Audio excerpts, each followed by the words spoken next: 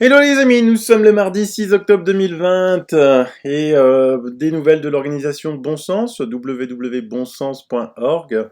On n'est pas loin d'atteindre les 10 000 adhérents. Continuez à venir adhérer, on a besoin d'être nombreux pour peser sur cette dictature sanitaire qui s'installe et surtout sur un petit peu remettre un peu de bon sens dans tout ce qui se passe en ce moment. Là, par exemple, Martine Vonner vient d'être clashée sur médias de vérification. Le masque ne sert à rien, la députée Martine Vonner contredite par les CDC, l'Agence américaine pour la santé.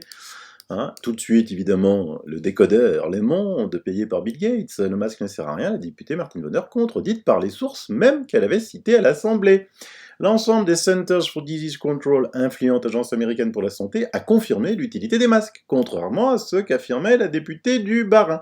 Eh ben bravo, déjà bravo, le Bas-Rhin fait parler aux États-Unis, bravo à Martine. Vous pouvez retrouver évidemment son intervention à l'Assemblée nationale devant très peu de députés 41 qui ont voté la prolongation de l'état d'urgence jusqu'à fin avril. Qu'ont fait vos députés? Ils étaient où? Chez vous? Chez eux? Ils n'avaient pas plus important à faire? Alors effectivement, le CDC a contredit Martine Vomer, mais le CDC n'arrête pas de se contredire lui-même. Ici, je vous mets les liens dans les sources comme d'habitude, le CDC admet qu'il n'y a aucune preuve que le Covid-19 est un virus aéroporté et qu'ils ont toujours trompé le public. Donc vous pouvez lire l'article. Mais après, le CDC fait marche arrière en avertissant que le coronavirus est aéroporté. Ah mince, on s'est gouré. Le renversement inhabituel de l'agence intervient alors que le pays se prépare pour la saison de la grippe et un temps plus frais qui pousseront probablement de nombreuses personnes à passer plus de temps à l'intérieur. Ben oui, mais on a dit que le confinement, c'était pas bon pour la grippe 1. Olivier Véran a dit déconfinez-vous, ça aide à supprimer la grippe.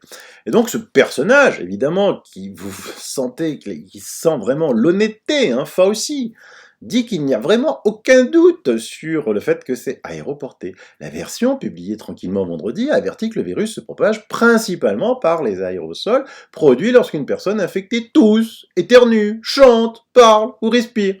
Les directives ont également noté que les particules qui peuvent voyager plus loin que 6 pieds et sont particulièrement dangereuses dans les espaces clos et une mauvaise ventilation. My dead. Incroyable. Et ensuite, pendant des mois, le CDC a souligné que le virus se propage principalement entre les personnes en contact étroit, généralement à moins de 6 pieds ou moins. Ces conseils ont guidé les efforts. Et en bas, vous lisez, l'administration Trump elle continue de pousser les écoles et les entreprises à rouvrir dans les États démocrates. Trump, le mot est lâché. Ah, Trump pousse, donc non, on va faire machine arrière. Le virus se propage par aérosol. J'ai fait une émission qui dit la politique tue. La politique tue.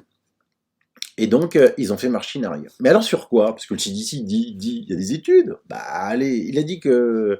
Il a dit quoi? Chanter, Il a dit bien chanter, ça, Lorsqu'une personne infectée tousse, éternue, chante, parle ou respire. Bon. Eh ben, je sais pas. Il y a une étude du 12 juillet 2020, particules respiratoires expirées pendant le chant et la conversation. Alors, je vous laisse l'étude, vous pouvez la lire, c'est pas moi, je sais, moi je suis pas médecin, je suis pas épidémiologiste, je suis pas infectiologue, mais je sais lire des études, Donc cette étude est particulièrement intéressante, très très très complexe, certes, parce qu'il y a des termes complexes, mais je vais un petit peu à la fin. Le SARS-CoV-2 n'a pas pu être détecté dans les échantillons d'air prélevés, alors que les patients confirmés de Covid chantaient et parlaient, c'est-à-dire que c'était des gens positifs. On va y revenir avec le docteur Jean-Michel Wendling. Cela peut être dû aux faibles concentrations de virus dans l'air, mais peut également être attribué aux différences individuelles de charge virale dans les parties des voies respiratoires où les gouttelettes sont produites, blablabla, ils sont très embêtés. Donc pour résumer, vous pouvez aller chez Jean-Michel Wendling, suivez son travail, il est extraordinaire, que ce soit sur LinkedIn ou sur Facebook, spécialiste prévention santé au travail, toxicologue et risque biologique. Alors, qu'est-ce qu'il dit? Excellente étude expérimentale d'une équipe suédoise sur l'émission particulière humaine, aérosols et gouttelettes, lors de la parole, du chant et le facteur de réduction via le masque chirurgical. 12 chanteurs, dont 7 professionnels, et surtout 2 malades testés fortement positifs. Attention, PCR RT 22-25. Donc là, vous savez que plus on amplifie les PCR maintenant, moins le virus, et on détecte des virus, la charge virale du virus est faible. Au-dessus de 35, on détecte même du virus qui est déjà mort. C'est pour ça qu'il y a plein de cas positifs en France, parce qu'on ne sait pas à combien ils vont, mais là, c'est 22-25. Donc on apprend qu'en Suède, ils ne dépassent pas les 22-25. Donc ils sont sûrs que quand il y a un positif suédois, il est vraiment positif, quoi. Hein. Donc là, les mecs, ils avaient une grosse charge virale. Et on constate que l'émission de particules augmente avec l'intensité de la voix et du chant. Ah bah oui, ils ont filmé avec des machines, c'est expliqué dans l'étude, c'est des machines de la mort, quoi. Hein. On voit effectivement que plus on chante fort, il y a les particules qui sortent. Hein. Et donc, qu'est-ce qui s'est passé? Et on a constaté qu'un simple masque chirurgical a réduit la quantité de particules d'aérosol générées du niveau du champ suivi une conversation normale. Bon. Le masque chirurgical n'est largement pas infranchissable, il freine et réduit un peu la charge particulière vers sa cible. Ceux qui pensent que le masque arrête les aérosols seront déçus. Par contre, à 80 cm, aucune analyse n'a permis de retrouver du virus SARS-CoV-2 dans le flux d'air aspiré dans un tunnel prélevé et analysé pour les 2 chanteurs malades pourtant symptomatiques depuis 48 heures.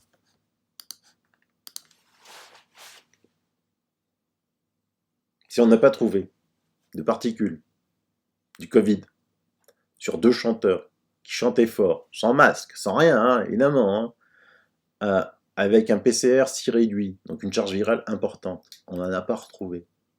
On n'en a pas retrouvé. Alors le CDC, elle est où ton étude qui montre que il y a de la charge, il y a du SARS-CoV-2 en l'air? En plus, je vous avais déjà parlé dans une autre émission que les porteurs de lunettes avec 5 fois moins de risque d'attraper le Covid, hein, une étude d'ophtalmologue, c'est pas le fait que les lunettes ne les protègent pas hein, du Covid, mais c'est parce qu'on ne porte pas ses mains au visage. Nous, les porteurs de lunettes, on ne va pas porter nos mains à nos yeux, parce qu'on sait qu'on a des lunettes. Alors certes, on peut les enlever pour se gratter les yeux, mais bon, honnêtement, on le fait pas. Hein, on le fait pas. Par contre, ceux qui mettent un masque sous le nez, là, tout ça, qui touchent toujours leurs mains vers leurs yeux, eux le touchent beaucoup plus.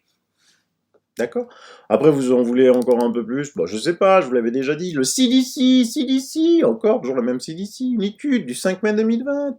Mesures non pharmaceutiques pour la grippe pandémique dans les milieux non sanitaires, mesures de protection individuelle et environnementale. Je vous l'ai déjà expliqué, je vais pas vous la rabâcher, mais on va lire la conclusion. Les masques médicaux jetables sont des dispositifs amples qui ont été conçus pour être portés par le personnel médical pour protéger la contamination accidentelle des plaies du patient et pour protéger le porteur contre les éclaboussures ou les pulvérisations de fluides corporels. Il existe des preuves limitées de leur efficacité dans la prévention de la transmission du virus de la grippe, que ce soit lorsqu'il est porté par la personne infectée pour le contrôle à la source ou lorsqu'il est porté par des personnes non infectées pour réduire l'exposition.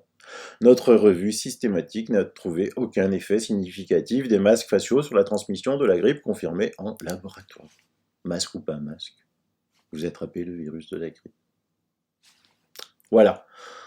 Allez, on va demander au professeur Raoult, c'est quand même le meilleur infectiologue au monde. Les gens, ils peuvent bien la traiter des noms qu'ils veulent, hein, parce qu'il a dit que l'hydroxychloroquine soignait. Ça reste, eux, ils peuvent pérorer, ça reste le meilleur infectiologue au monde, reconnu par ses pairs et qui publie des résultats. Aujourd'hui encore, je vous recommande l'émission avec Laurence Ferrari sur CNews et c'est extraordinaire tout ce qu'il nous apprend. Quoi. Et le virus mute. Et ça, si le virus il mute, vous faites comment pour fabriquer un vaccin? Ah mais là, il va falloir m'expliquer comme si j'avais 2 ans. Hein, Monsieur Bill Gates? Parce que là, il y en a des variants, il nous explique, hein, professeur Raoult. Une question sur la transmission du virus. Il y a de nombreuses communications américaines en ce moment sur le fait qu'il soit aéroporté, manuporté. Quelle est votre thèse à vous? Non, mais globalement, il n'y a pas vraiment de thèse. Tout le monde sait que tout ça, c'est manuporté. Hein.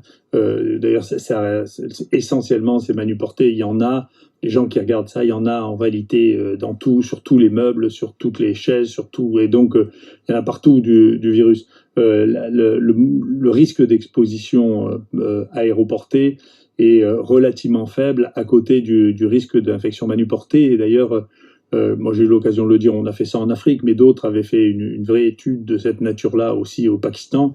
Le lavage des mains, le simple lavage des mains diminuait de 30% le risque d'infection respiratoire. Hein.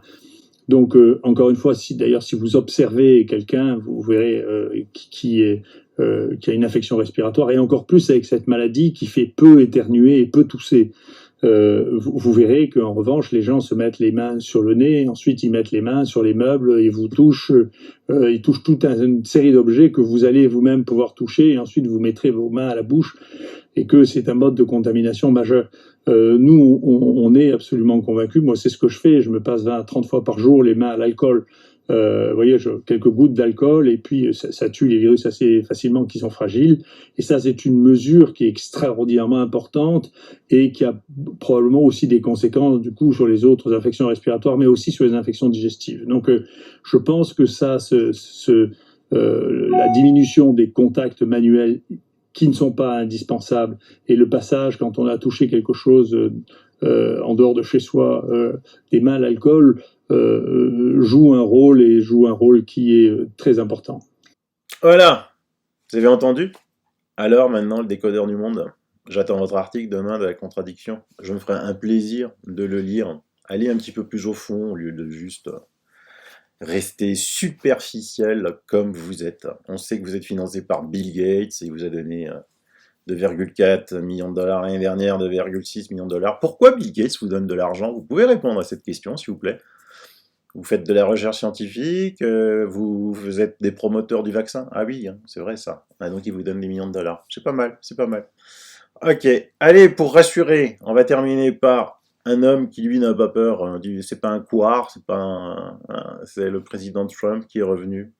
Je vous avais déjà expliqué que Silvio Berlusconi, 84 ans, atteint d'une forme très sévère de Covid, s'en est sorti largement. Hein, donc évidemment, si on vous dit de rester chez vous, que les poumons sont atteints, et de prendre du paracétamol, ça peut ne pas passer. Hein. Ça, il faudra aussi qu'on en discute, parce qu'en plus, il y a beaucoup de... J'ai des remontées là que des pharmaciens refusent des ordonnances. Je pense qu'il est temps qu'on mette du bon sens là-dessus, et souvent le bon sens s'accompagne de procédures en justice. Et donc, après Trump, on va écouter Laurent Toubiana, le directeur général de l'IRSAN, qui connaît les épidémies par cœur, puisque c'est son travail de surveiller toutes les épidémies. Écoutez-le, ça rassure. Et on va terminer par du bon sens avec André Berkoff. Voilà, allez, je vous laisse. Bye bye, bis.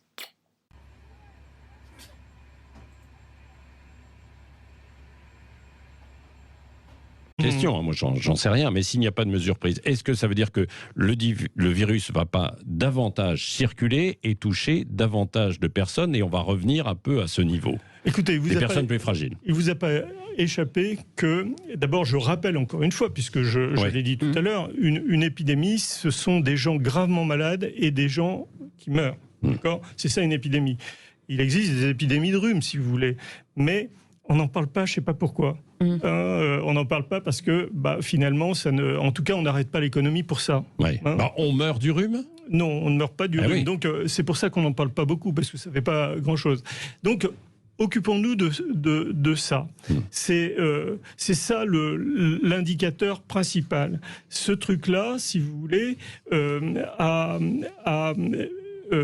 a touché à peu près, pendant la période épidémique, environ 100 000 personnes. C'est-à-dire que 100 000 personnes ont été hospitalisées pendant cette période-là.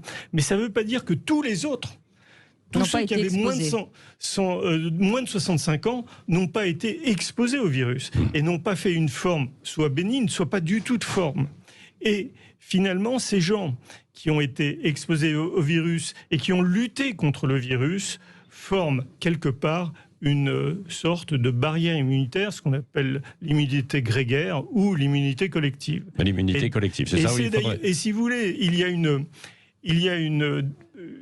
réponse éclatante à ça, c'est que c'est le déconfinement. Lors du déconfinement, on s'attendait tous à avoir une deuxième vague, non ? Mais qui nous a expliqué pourquoi la deuxième vague n'est pas venue ?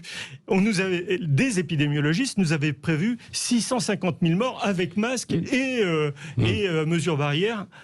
Mais justement, on n'a rien eu du tout. Et pourtant, les gens se sont mélangés, on peut dire. Il y a eu des manifestations, il y a eu la fête de la musique, il y a eu les vacances, il y a tout eu. On nous a promis la deuxième vague tout le temps, si vous voulez. Tout au long de cette épidémie, on nous promet l'Arlésienne, c'est-à-dire celle qui ne vient jamais. Et pour cause, elle ne vient jamais parce que la notion d'immunité collective, mais on l'a déjà atteint depuis longtemps. Le management par la peur, il a commencé très tôt.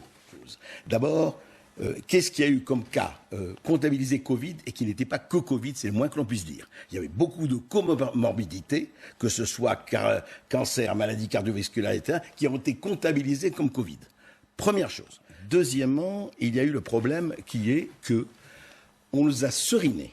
Quand je dis management par la peur, je persiste et je signe, il y a eu un management par la peur. Je ne dis pas parce que c'était avec des arrière-pensées, mais il y a eu un management par la peur. Pourquoi ? Parce que ça fait exactement 2 semaines et demie qu'on nous bassine avec le deuxième vague. Il y a même eu un manifeste avec un certain nombre de médecins, Karine Lacombe, Gilbert Deray, etc., qui dans le journal du dimanche la semaine dernière nous ont dit « Attention, la deuxième vague arrive si on ne prend pas les mesures qui s'imposent ». Or, les mesures qu'elles imposent, pardon, c'est très bien de dire oui, on a pris les mesures, c'est très bien sûr, mais ça fait longtemps qu'on prend les mesures. On me parle des gestes barrières. Allez dans le métro, parle pas du métro, pas un mot. Pas un mot sur le métro. Pas un mot sur mais le André, RER. qu'est-ce que vous diriez, vous, si demain on disait dans le métro, il n'y aura qu'un tiers de voyageurs qui peuvent l'emprunter? Vous diriez, ça y est, alors là, c'est la Corée du Nord. On est cohérent ou on est incohérent. Il faut qu'on dit, ah, c'est formidable. Alors, dans le métro, c'est d'autres. On dit aux restaurateurs, vous allez vous éblader en table d'1,5 mètre, mais dans le métro, il est hors de question. Alors donc, non mais attendez, je finis. Le Covid, évidemment, selon les princes qui nous gouvernent et certains observateurs, est un Covid très intelligent. Il n'attaque pas les gens assis. Quand vous êtes assis en terrasse, Covid, il vous voit pas, il n'attaque pas. Vous êtes debout, 135 €. Bon. Deuxièmement, le Covid ne vous attaque pas dans le métro. Il a compris, le métro, le virus, il rentre pas dans le métro. Il sait que le métro, mais si.